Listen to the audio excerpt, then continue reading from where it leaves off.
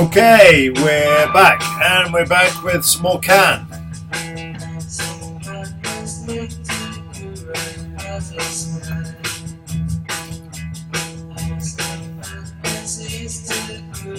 Yeah, well, we could just listen to them all night. I'm just crazy. Anyway, so we were talking about the objects, the relationships that exist between the objects, and we'd gone through the Constitution, and here we are. We're now at the President. So let's push on.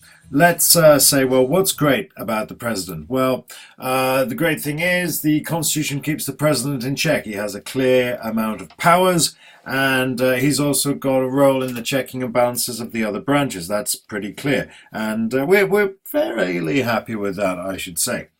What's not great, however, is that the role has changed. The role has vastly expanded beyond what the founding fathers might have thought, and the expectations on the role have changed. Now, they're very similar, but they're not quite the same.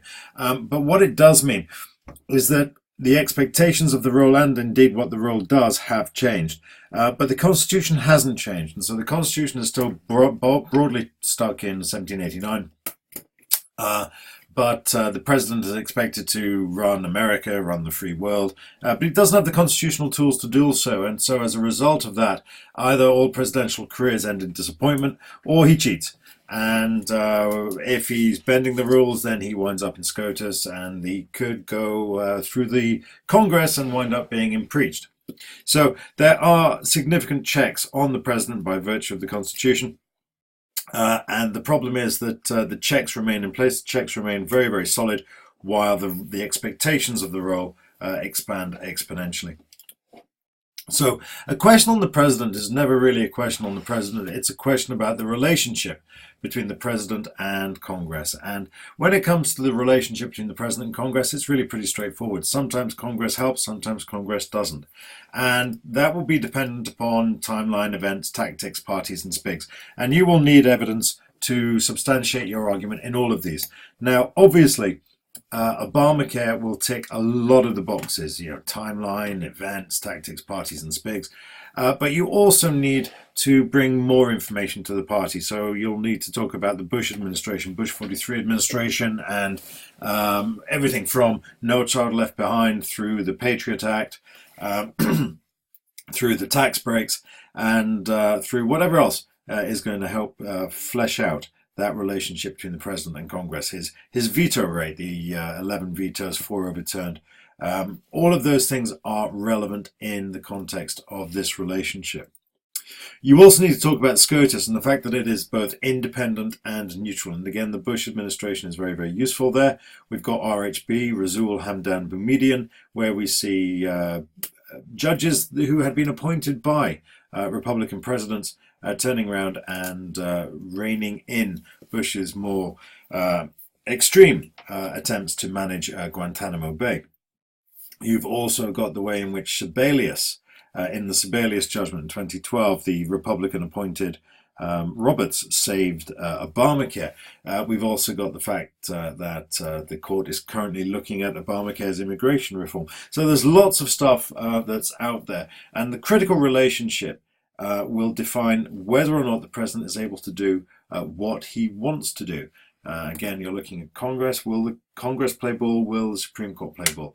So a question about the president is never just about the president. It's a question about the object, yes, but also the relationship between that particular object and the other critical objects within the American system, specifically Congress and SCOTUS. So I hope that's clear. Let's move on and look at Congress. Well, what's great and what's not great about Congress? Well, bearing in mind that I want to get through this in less than an hour and a half, what's great about Congress? Well, it does its job. And what is its job? Well, it represents, it legislates, and it scrutinizes to the best of its ability. And the problem is that its ability is really pretty rubbish. Now, I'm not going to follow that link right now because it's going to go horribly wrong. But this is John Green's video on why Congress sucks. Just type in "why does Congress suck" to your Google bar, and it will take you straight there. And it's a superb little 10-minute rant on why Congress sucks. And boy, does it suck. Now, having said that the critical relationships are generally between the three branches of government, the critical relationships within Congress, the critical relationships as far as Congress are concerned, are the relationships within Congress. And it's to do with the structure of Congress and the mechanics of Congress, the way in which Congress is organized and the way in which Congress works. And within Congress itself, we have that mosaic of competed vested interests. We've got the House versus the Senate. We've got committees versus parties. And we've got Republicans versus Democrats. And each of these are at each other's throat. And will they line up and do what they're supposed to do, or do what anyone would hope for them to do? The answer to that question invariably is no. And of course, things aren't made any better by the whole mechanics of the process. The mechanics of Congress are best described by the word Byzantine, and that's what Byzantine means. And the combination of this extraordinary fractured structure and this outrageously complicated process means that getting anything done demands CCC, the compromise, coordination, and cooperation of the operators within Congress. And now we come down to the battle between parties and committee chairs. Committee chairs, better or worse, got the job done. Yes, it was ugly. Yes, it was bordering on corruption, but at least they got legislation out of the door. The contract with America in 1994 undermined the power of the committee chairs. We know all of that. We also know that the party leaders were supposed to take up the reins, but any analysis of Congress since '94 will demonstrate that that has simply not been the case. The party leaders do not have the sort of leverage required to impose the CCC necessary to get Congress to work. They can stop things from working. That's not a problem. Now, by crikey, can Congress stop things from working? But they can't get everyone in a line to get over this. Yes, committee chairs, borderline corruption. We were at a conference a while ago at Salgrave Manor listening to former representatives speaking. One of them said, well, it's rather like making a sausage. If you ever wanted to know, if you ever knew how a sausage was made, you never eat a sausage again. Well, similarly, if you knew how legislation was made, you wouldn't be that impressed. But the difference is, at least when committee chairs were in charge, things were getting done. The dirty deals were being done in the back rooms. The pork was out there, the logs were being rolled, the horses were being traded, and legislation was coming out the door.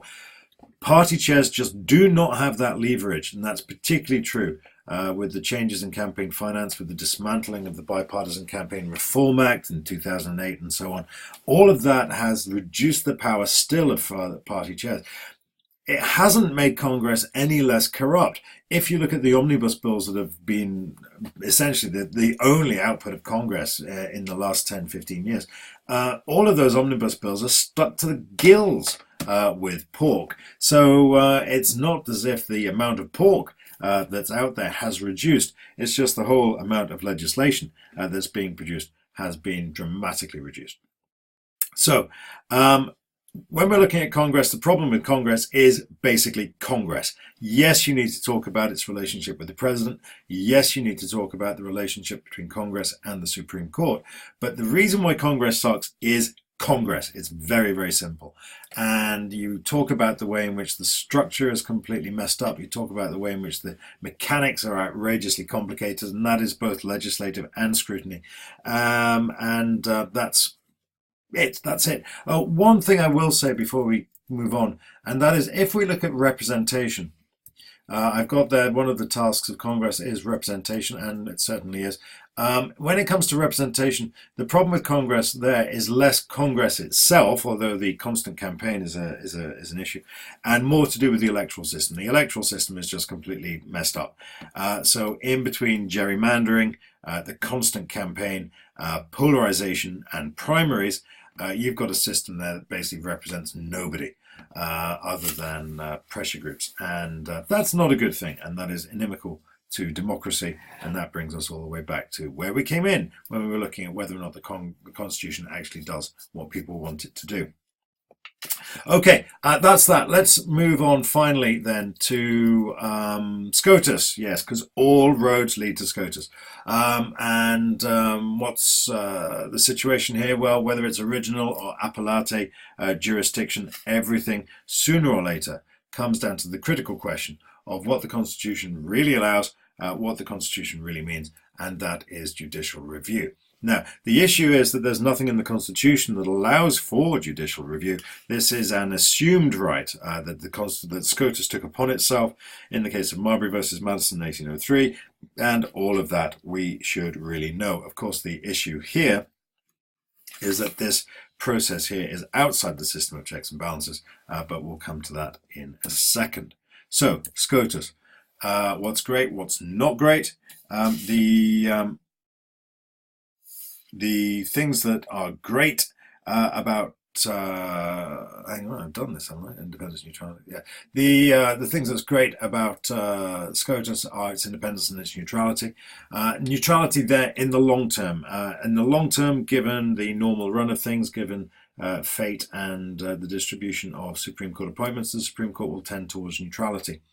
It is definitely independent. We know that. We talked about RHB earlier, Rasul Hamdan Boumediene, and the way in which the Republican appointed justices rounded on the president.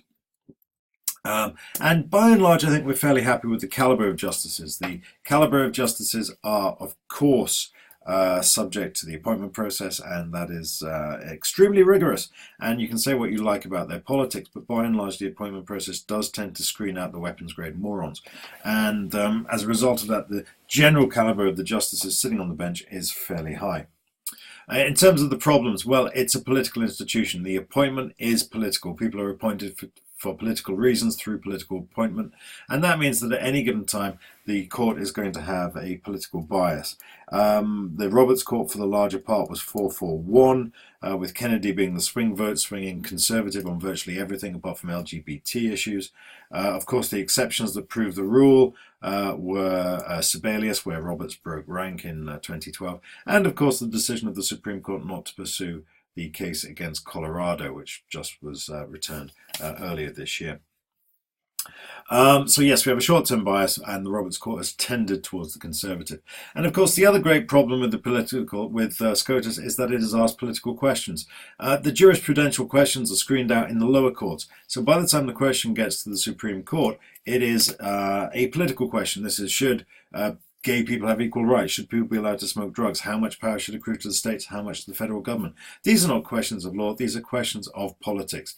And so if you've got a political institution and you ask it political questions, don't be surprised when it returns political answers. And that's a key feature in the American system. So yes, they are politicians in disguise. And yes, they're also imperial. They're outside the system of checks and balances. It's not their fault.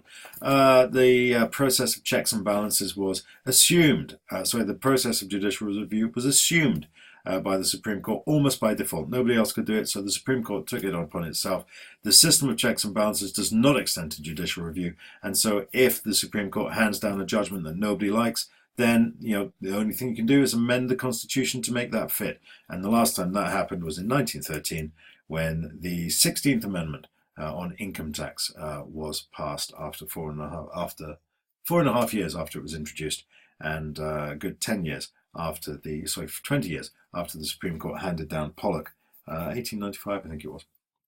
Anyway, that's about it. Now, there's lots of stuff I'd love to talk about sooner in much more detail. But time is running against me. I've got about a minute left. Do please ping through any questions you've got. If you want to have a tutorial, ping me an email. And that goes for people inside and outside the schools in which I teach. Do please get in touch. I like answering questions. I like the fact that people watch my videos. And that's great. And that really is about it. Thanks for your attention. I hope that helps. Do send me your questions, and I'll speak to you very soon. All the best. Good luck in the exam.